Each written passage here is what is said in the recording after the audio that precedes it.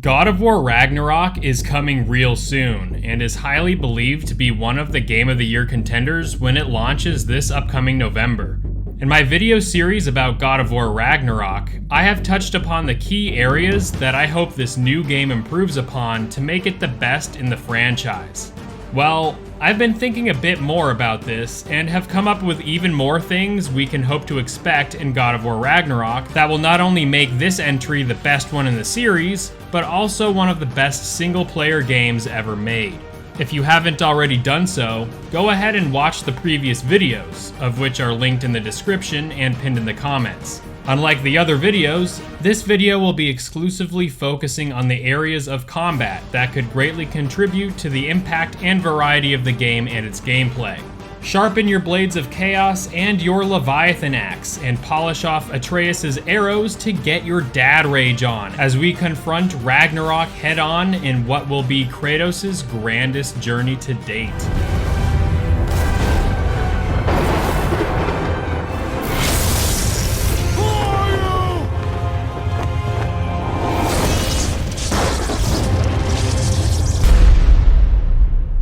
Color-coded enemies suck, right?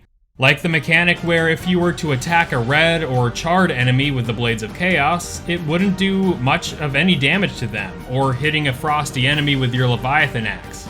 Follow? In God of War Ragnarok, hopefully the days of color-coded enemies will go to the wayside and instead present other ways of letting the player know which enemies are likely to be weaker to certain weapons and attacks. In the gameplay reveal trailer, we don't see much of any color-coded enemies other than perhaps these standard fire Draugr enemies, which could mean that the team have listened to player feedback and are branching away from this overdone combat mechanic. Only time will tell if this mechanic that was heavily employed during the second half of God of War 2018 will be put to rest in God of War Ragnarok. Instead of having color-coded enemies, how about implementing a system where some enemies with very thick skin, for example, need to be lacerated or gouged with bladed attacks to make serious impacts to an enemy's health? Similar to how Elden Ring has the bleed mechanic from bladed weapons that can dramatically reduce an enemy's health bar, something like this being implemented in God of War Ragnarok could open exciting new gameplay elements that a player can tactically employ at their disposal. Just like the Leviathan Axe has a means of freezing enemies solid, let's hope that more attacks like this are introduced to the game that can vary up a player's tactics and can further highlight each weapon's unique strengths and attributes. God of War, since its inception, has been known for its brutality and over-the-top violence, and although the god-killing has been toned down in God of War 2018 compared to Kratos' journey throughout ancient Greek mythology, the developers could implement more gameplay elements that can push the violence the series has been known for into meaningful gameplay mechanics with God of War Ragnarok. For example, enemies could be weakened by using a risky move that has a charge up, or by targeting certain enemy weak points, and when successfully landed, can inflict damage over time, like impalement, severed limbs, or something like that that can both impact an enemy's health bar and also how enemies behave towards the player, similar to Dead Space's dismemberment mechanic, or by impaling enemies with weapons in the older Mortal Kombat games. This could be an awesome new mechanic that fits both mechanically with the combat system of God of War, and also with the over-the-top violence the series has been known for. And speaking about that violence, we can't dismiss the renowned and iconic finishing moves the series has been known for. Ever since the very first God of War game in 2005, finishers have been crowd-pleasing moments that reward the player with over-the-top, bloody displays of violence that push the medium with more visceral interactivity. Popularizing the quick-time events, and then stepping away from them when they quickly became redundant, Kratos, regardless of the setting he is in, has been known to brutally maim and finish off his enemies with ease. The problem with these finishing moves lie in their lack of variety, something that especially becomes more noticeable the further one gets into these games. With each enemy type resulting in one finishing move, by the time you've seen one a handful of times, the more you're less inclined to execute these moves.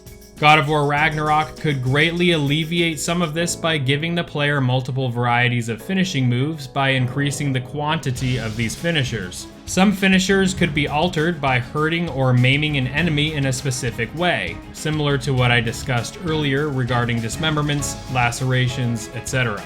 Also, by having Atreus have his own finishing moves, it could further open gameplay opportunities that give extra focus on his archery abilities. Although Atreus isn't directly controllable, he is an incredibly important companion whose arrows are integral to the gameplay of God of War, and it would be cool to see Atreus be able to have his own unique, proper finishers, now that he is a bit older in God of War Ragnarok. So, what do you think regarding finishers? Do you want more variety in God of War Ragnarok?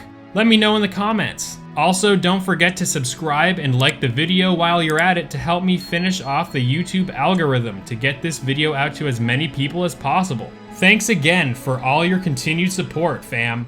I'm dangling from the hip of the bloody ghost of Sparta! Do not call me that. Oh, don't mistake me, brother. From what I heard, the Pantheon had it coming. The final piece of combat that could be implemented into God of War Ragnarok would be having a greater focus placed on Mimir. Now, as crazy as this sounds, just hear me out on this one. Mimir is one of the most beloved characters in the entire God of War saga, and he definitely deserves to be doing more than just bouncing off of Kratos' massive hips. That poor thing. Remember this in God of War 3 with Kratos and Helios? No, not that one, you sick. I'm talking about this, where you can use his head to blind enemies and paralyze them in their tracks. Now this is what I'm talking about. Because Mimir serves as a wise man that has a comical way of recalling events and key figures throughout the Norse realms and helps Kratos and Atreus overcome many obstacles in the previous game, it would be awesome to see him have a more prominent role in God of War Ragnarok by giving him some sort of power that would be an essential combat mechanic. Just as Atreus' arrows are essential to the combat system and complement Kratos' brutality, having Mimir serve in a similar way to Atreus would make a lot of sense this time around. With his other eye restored, perhaps the developers could give players some combat abilities with Mimir this time around. Seeing as Mimir is known as a being with utmost wisdom and quite literally the smartest person alive, maybe giving players some sort of sixth sense. Perhaps a heightened state of awareness where time slows down and reveals enemy weaknesses, or secrets located in an area could be just the thing we need to further connect with Mimir in God of War Ragnarok. Just a thought, and one that would be a crowd pleaser for sure, as being able to have some sort of control with Mimir would be really fun to experience. Feel free to help me out with this one in the comments below by letting me know about what you'd like to see if Mimir were to be incorporated into the gameplay. I could go into further depth with some more elements to the game's combat, like adding upon what I mentioned in my previous video by giving the player a larger variety of weapons in God of War Ragnarok, but I think these three features would greatly elevate this game's combat to God tier status as they stand. By getting rid of color-coded enemies, adding more ways to harm enemies and dish out damage, creating a greater variety of finishing moves and situational finishers, and also incorporating Mimir more into the game's combat, God of War Ragnarok would greatly triumph over its previous outings in just about every possible way regarding the game's combat. Stop thinking like a father for a moment and start thinking like a general! No!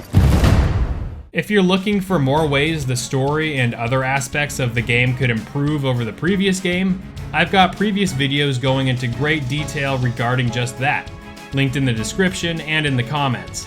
Once again, thank you for sticking around to the end of this video, and I'd like to once again remind you to hit that like button to help me slay the YouTube algorithm, and also subscribe to my channel for more content surrounding the latest and greatest games in the industry. Let me know what you're looking forward to in God of War Ragnarok, and any sort of things that I missed that could help elevate this game's combat to even greater heights. Thank you all again for all the awesome support, and I look forward to seeing you in the next video. Peace!